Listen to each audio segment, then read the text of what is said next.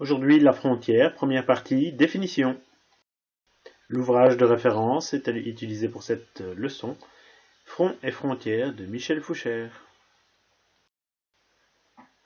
Frontière, au niveau étymologique, vient du masculin front. Front, c'est la ligne de front.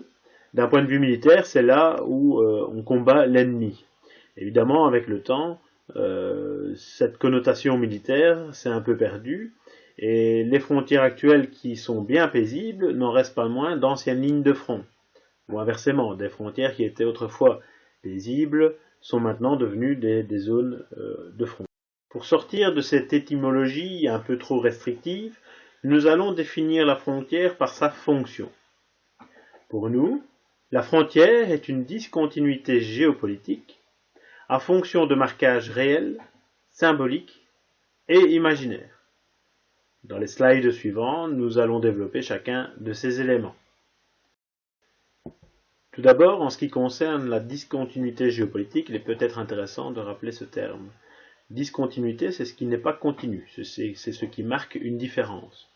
Géopolitique, on est ici à l'intersection entre la géographie et la politique. Cette discontinuité géopolitique va d'abord créer une unité interne, puisqu'à l'intérieur d'une frontière, on a quelque chose de commun à partager. Il y a donc une unité. Ça peut être, par exemple, un passé commun, une volonté de vivre ensemble commune, ou une langue, ou une religion, ou une ethnie. Cette unité va s'opposer à un extérieur. Il y a donc une séparation, la frontière crée donc une séparation entre cette unité et ce qui est différent, ce qui est discontinu. Mais cette séparation n'est pas à distance, puisque la frontière va être aussi l'endroit même où il y a un contact avec ce différent. Nous avons dit en début d'exposé que la frontière avait une triple fonction. Elle produit des effets sur le réel, mais aussi sur l'imaginaire et sur le symbolique.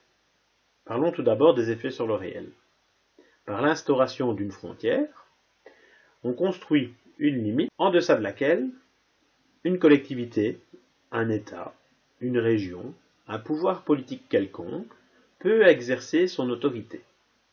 C'est-à-dire que, à l'intérieur de cette frontière, on aura des lois particulières.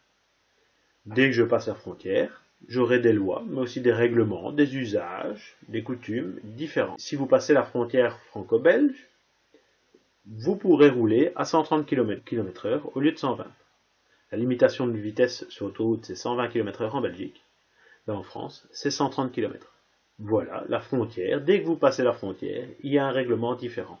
Et évidemment, si vous vous faites arrêter, en Belgique, en roulant 130, en disant je venais de France, l'agent vous dira écoutez, ici vous êtes passé en Belgique. Donc, c'est la loi belge qui s'applique.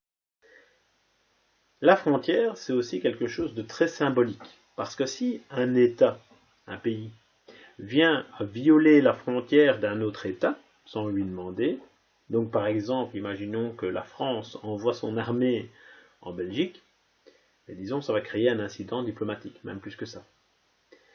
La frontière, même si on est en plein terrain vague et que ce n'est qu'une prairie et qu'il n'y a rien, dès que vous la franchissez, c'est comme si vous agressiez le... C'est pour cette raison que l'on dit que la frontière a des effets sur le symbolique, puisqu'elle symbolise par elle-même le pays ou le territoire à qui elle appartient.